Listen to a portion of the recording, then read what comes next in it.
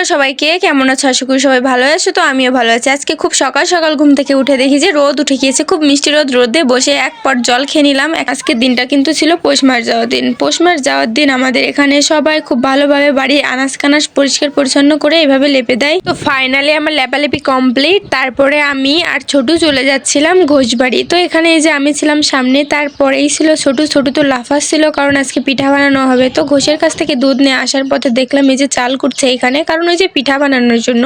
তো সারা বছর পিঠে খাক আর না খাক, এই দিনে কিন্তু সবাই পিঠা বানায়। তো এখানে আমি স্নান করে একটা টিপ পরে নিচ্ছিলাম। আমি এটাই দেখাচ্ছিলাম আমি পঞ্চের কৌটার ভিতরে টিপ রেখেছি, কারণ আমি তো বাঙালি, তাই না? কৌটা কটা একেবারে ফেলতে মন চায়। তা শুধু আবার পিঠে বানালেই হবে না। একজন আমার কাছে আবদার করে বসলো সে লুচি এবং ডাল খাবে, কারণ পিঠে খাওয়ার পরে নাকি ঝাল কিছু খেতে হয়। তো ভাবলাম যে ঠিক আছে, আবদার যখন করেই সে বানাই দিয়া যাক। এখানে আমি পরিমাণ মতো আটা নিয়ে নিলাম। আটার ভিতরে লবণ, চিনি, তেল দিয়ে ভালো করে মিশাই তারপরে অল্প অল্প করে জল দিয়ে মেখে নিচ্ছিলাম, কারণ বেশি জল দিলে আবার পাকেশ হয়ে যাবে। তারপরে খুব সুন্দরভাবে এই যে মথে নিচ্ছিলাম যাতে লুচিগুলো একেবারে ফুলকো ফুলকো হয়।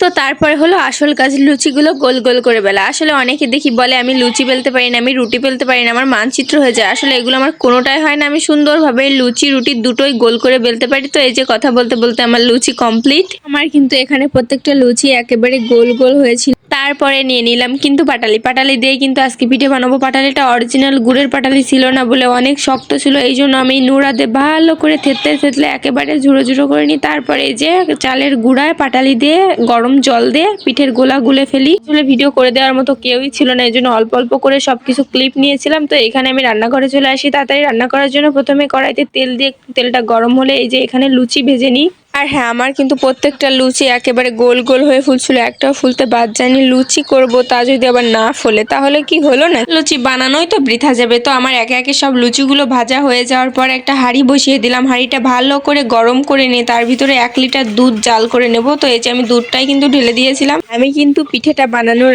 আগেই খুব সুন্দরভাবে দুধটা জাল দিয়ে রাখি। এর ভিতরে আমি সামান্য চিনিও দিয়েছিলাম একটু মিষ্টির জন্য। খুব ভালোভাবে নাড়াচাড়া করে গরম গরম লাবাই রাখি। তো তারপর আমি সুন্দর করে পিঠেগুলো ভেজে নিচ্ছিলাম। আর এই পিঠেটা কিন্তু আমি খুব ভালো বানাতে পারি। কোনো পিঠে তেমন একটা বানানো হয় না, বানাইনি, কিন্তু এই ভাজা পিঠেটা আমি প্রায় বানাই খাই। আমার ভীষণ ভালো লাগে এই পিঠাটা, খেতেও বানাতেও একেবারে সহজ। হ্যাঁ, এই পিঠেকে অনেকে বলে যে লক্ষ্মী পিঠে, কারণ অল্প গুলায় অনেক বেশি পিঠে হয়, বেশি গুলা লাগে না, আর ভাজতে তেলও কম লাগে।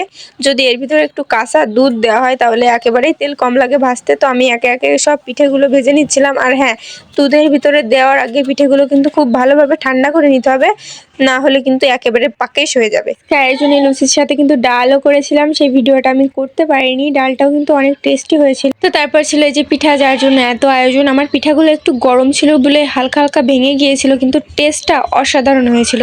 তো আজকের মতো এই পর্যন্ত, টাটা।